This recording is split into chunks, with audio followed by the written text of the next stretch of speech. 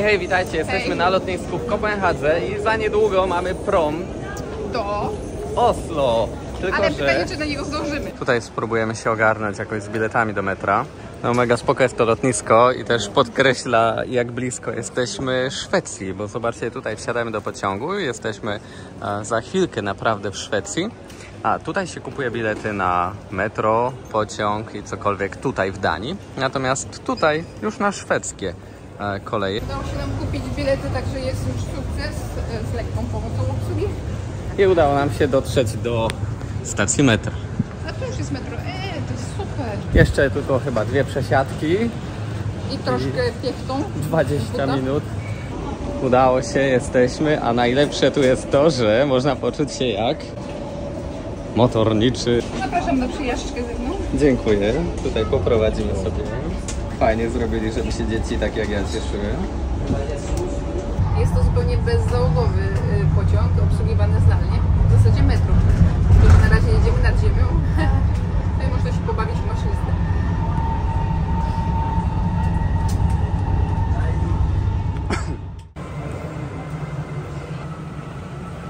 Jest dobrze, przesiadka chyba się udała. Czekamy już na ostatni pociąg i będziemy w porcie. Słuchajcie, rzecz, której najmniej się spodziewaliśmy, jest słońce. To, że jest wiatr, to oczywiście, ale Nie jest źle, miał być deszcz, paskudnie i w ogóle. A teraz mamy 20 minut pieszo, aby dojść do naszego promu. Dolecieliśmy, to jest nasz prom. I tu gdzieś musimy do terminala się dostać. Filip śpi, nic go nie rusza. Która to już dzisiaj winda? Nie mogło zabraknąć w Danii elementu z Lego. Odprawa jeszcze i wchodzimy na statek. mamy bileciki oraz chyba gdzieś tu jest numer kabiny 5529. Zapraszamy. No to boarding, boarding. Patrycjo, już Lego się zaczyna. O ja cię. Jesteśmy, proszę Państwa. Tak jak w samolocie. Nie wiemy dlaczego puszczają muzykę z Titanica. Słyszycie? Oby YouTube nie usłyszał, bo nam schaltuje filma, ale Trochę cierki. tak. Wyobrażamy sobie zamarzniętego DiCapria już. Ja muszę trochę pozwiedzać. W opisie było tutaj trochę atrakcji. Chociaż to nie jest jakiś wycieczkowiec, wiecie, a po prostu prom. Tutaj jest część, powiedzmy, recepcja hotelowa. Tutaj są restauracje, sklepy bezcłowe. Tak pokażę z grubsza, co tutaj jest. No niby bezcłówka, ale ceny jednak takie dość duńskie. Znacznie wyższe niż te, do których przyzwyczajeni jesteśmy. Także sobie pozwiedzamy. O, tutaj piękny designik tutejszy. Strasznie mi się podobają te rzeczy. Sekcja poświęcona muminkom. Jakiegoś wikinga można sobie na pamiątkę zakupić. O, Filipek pieski zobaczył. Lub takie cusie. Przechodzimy kawałek dalej. Są duńskie ciasteczka, no i oczywiście mnóstwo wszelkiego rodzaju żelków. Lukrecja w czystej postaci. Tutaj alkohole. Tak, są trunki lepsze, gorsze. Tutaj mamy, proszę Państwa, Dom Perignon. Zaraz obok Boulanger. Jest i polski akcent. Za 2 butelki, tak? 67 euro. Tutaj można śniadanko przekąsić.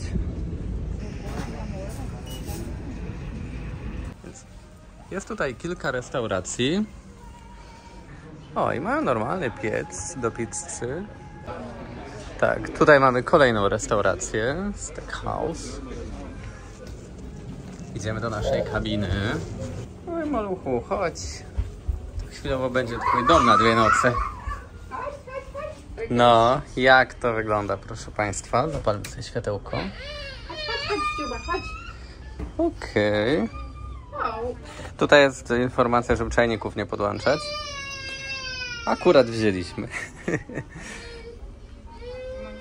Okej. Mamy tutaj 2 łóżeczka i trzecie. Trzecie i czwarte. Próba otwarcia łóżka. Tadam. Udało się. No spoko, ale fajnie, że na dzień można je złożyć i jest trochę przestrzeni. Mamy widok z okna. Przy tym standardzie kabiny mamy tylko podgląd na żywo, co się dzieje na górze. Okienka nie ma, no ale jest spoko. Tak natomiast wygląda kajuta, w której jest okienko. Dużo lepiej się to prezentuje. Ale w opcji na bookingu nawet nie było możliwości czegoś takiego. Tutaj zajrzymy do czyjejś łazienki, żebyście mieli pełny obraz takiej kabiny. Jeszcze jedną strefę odkryliśmy.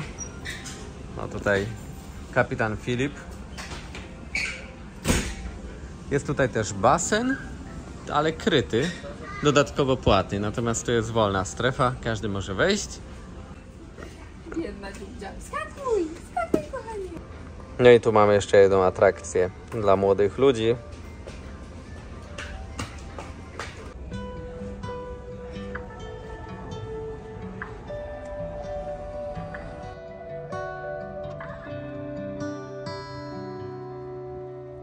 Nie wiem, czy uwierzycie, ale są na świecie ludzie, którzy przepadają za tymi czarnymi żelkami z lukrecją.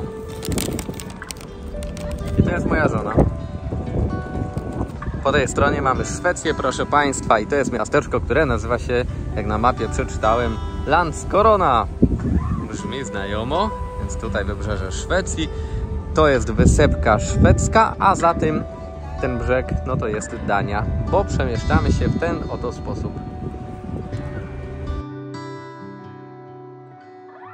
To dobrej nocki życzymy.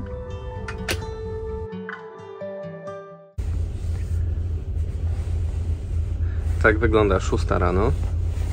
Filip skacze, bo trochę się speszył przed kamerą. I daje nam spać, jak dobrze. Skoro 6 rano, no to trzeba już będzie wyjść na pokład. Mamy podgląd tego, co się dzieje na zewnątrz. Tak, oto wygląda piękne morze i tam już Norwegię widać. Au, au, au, weź kątaj mi z moich włosów.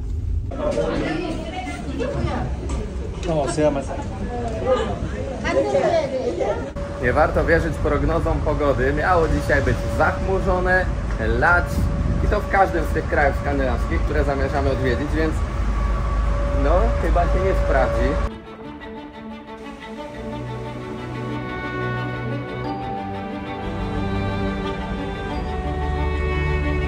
Jak wrażenia?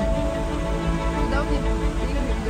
Ciekawi jesteśmy, jak wygląda Norwegia. Nigdy tam nie byliśmy. Nie mieliśmy w sumie żadnych oczekiwań.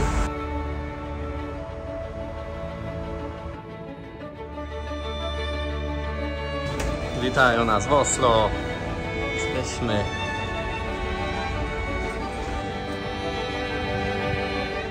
Nie wiem, kim są ci ludzie, z jakiego kraju pochodzą, ale najwyraźniej jest im ciepło. Cudownie pachnie drewnem, bo tutaj opalają w piecach, w tych saunach. I te sauny są w ogóle pływające. Przed samą operą i z samej góry sobie wskakują do wody. Jedne z pierwszych skojarzeń o Skandynawii to, że jest tutaj bardzo drogo i to prawda, faktycznie tak jest. Ale można trafić coś takiego do przegryzienia na szybko. Na przykład teraz jadłem bardzo fajną kanapeczkę, dużą kawę dostałem i wszystko to za 13 zł, więc da się. A architektura jest nie do przecenienia. Spójrzcie, jak tu jest urokliwie. Cudownie pachnie tymi przyprawami. Inny świat. Wszystkie te marki, sklepy, wszystko co widzę jest mi nieznane.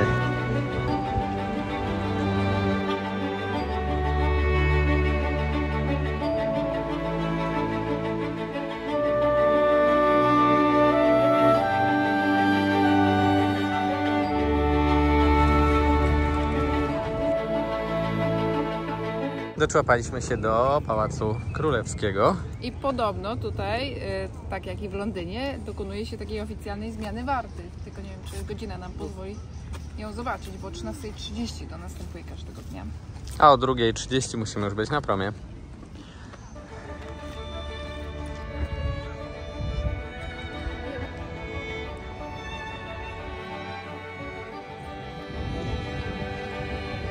A tutaj się rozdaje Nagrody Nobla, proszę Państwa. Tak jest. A jest nasz człowiek. A tutaj.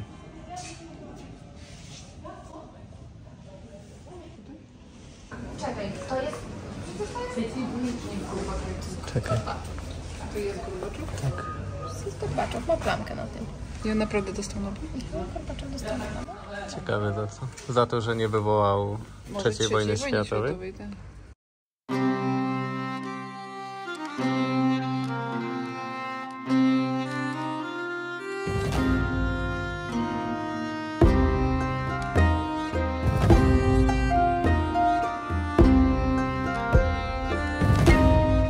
Zabieg jest z 1299 roku. Dawniej miał oczywiście ważną strategiczną rolę tutaj, a teraz jest po prostu centrum wydarzeń kulturalnych. Aczkolwiek naprawdę widok stąd na fiord jest oszałamiający. My już to widzieliśmy ze statku, ale jak ktoś tu dotarł inną drogą niż morska, to warto na pewno wejść dla tego widoku. I w ogóle nie mamy poczucia, jakobyśmy byli w stolicy. No dokładnie, jest to tak przestrzennie, spokojnie, nie wiem. Nie ma ruchu w ogóle jakby ulicznego, większość no to są rowery, które są tu mocno od lat popularyzowane, jak zresztą wszędzie w Skandynawii.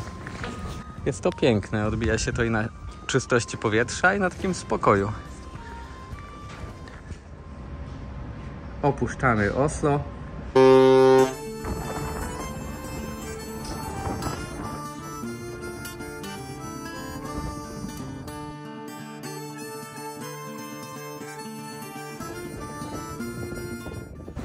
Już widać wybrzeże Danii, jest 8 rano, za 2 godziny przybijamy do Kopenhagi. Ten zamek, który za nami widzicie, odwiedziliśmy z Euniką jakieś 16 lat temu i to jest właśnie taka nasza rocznicowa podróż. Teraz jest 18. rocznica naszego ślubu, także chcieliśmy zobaczyć miejsca, które już kiedyś mieliśmy okazję widzieć, tak sobie powspominać.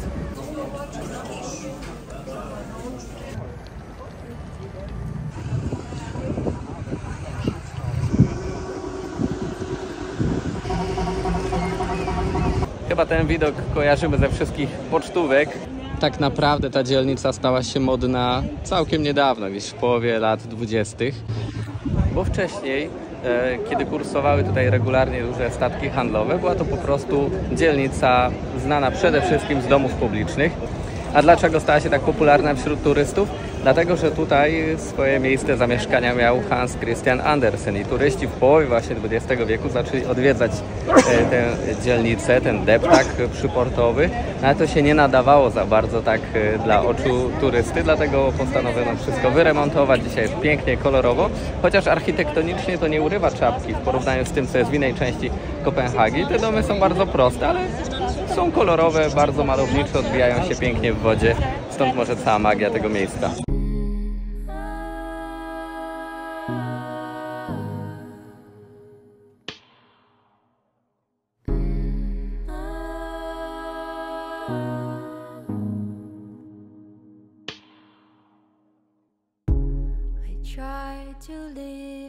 Teraz dotarliśmy do takiej nieoczywistej, ale jak dla mnie bardzo ciekawej miejscówki w Kopenhadze.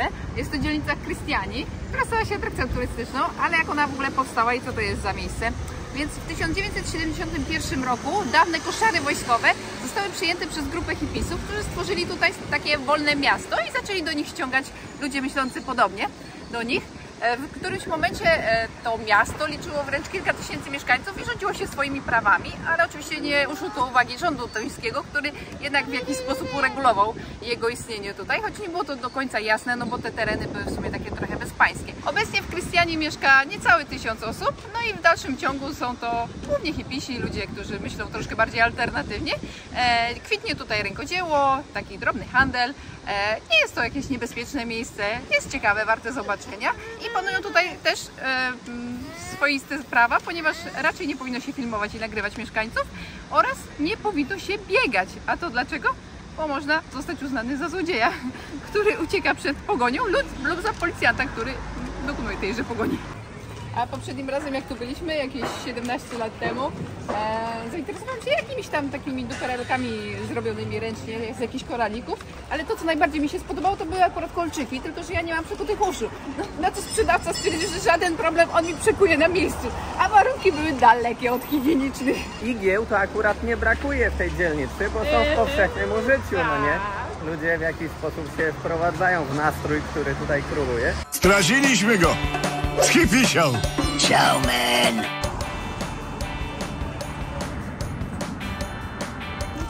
Jak to jest klimatycznie, fajnie.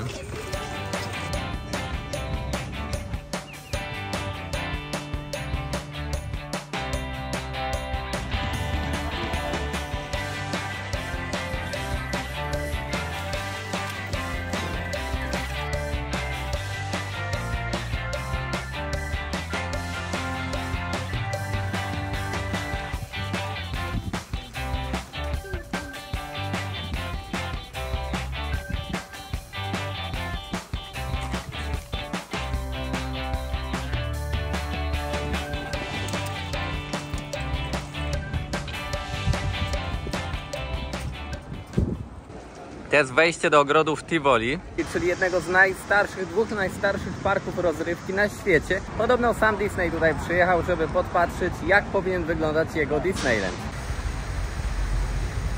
Na samym wejściu mamy...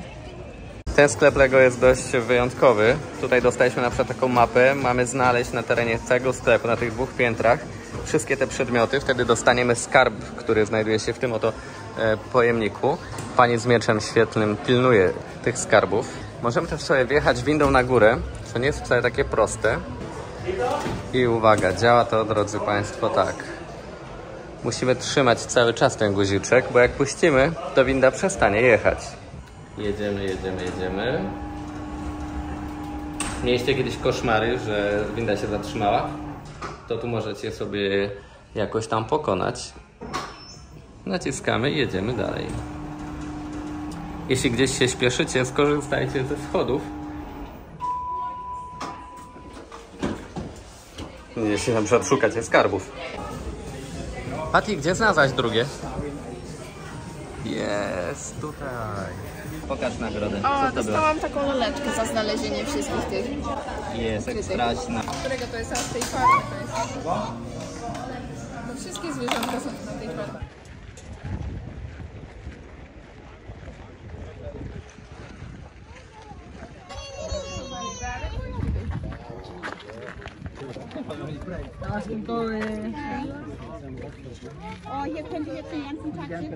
Teraz pędzimy przez Kopenhagę, żeby dotrzeć na stację kolejową, z której pojedziemy do Szwecji, do Malmö. Pojedziemy pociągiem, jakieś 40 minut zajmie nam przejazd z tego jednego miasta do drugiego. To parking dla rowerów przed dworcem, niekończący się zresztą.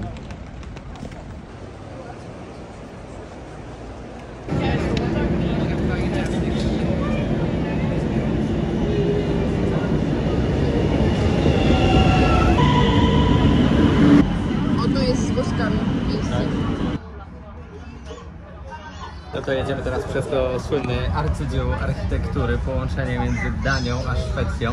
Trochę jedziemy, jak widzicie, na morzu, a później znikniemy pod wodą w tunelu. Właśnie dojechaliśmy do dworca centralnego w Malmö. Jedziemy pozwiedzać centrum. Przymierz, Kopciuszku, przymierz. Są pomniki butów najróżniejszych. O! Ale te buty są przypisane do konkretnych osób. A, to nie byle jakie buty, nie byle kogo. W tym budynku odbyła się ostatnio Eurowizja.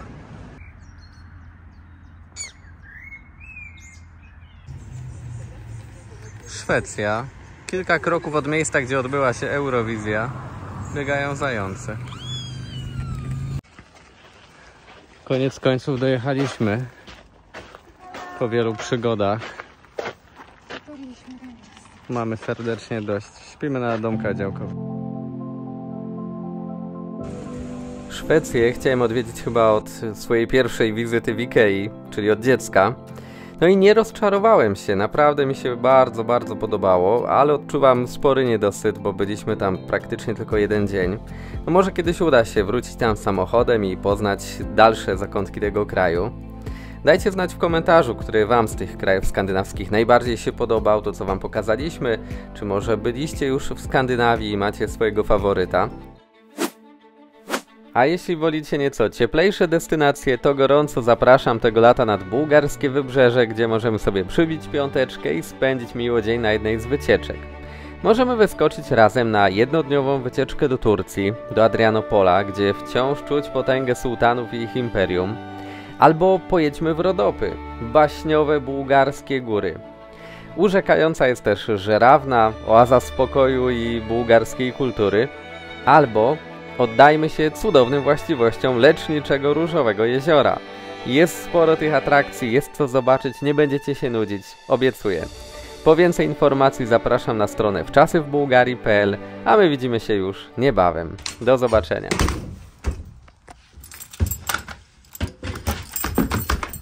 No to idziemy. Plecaki gotowe, ruszamy.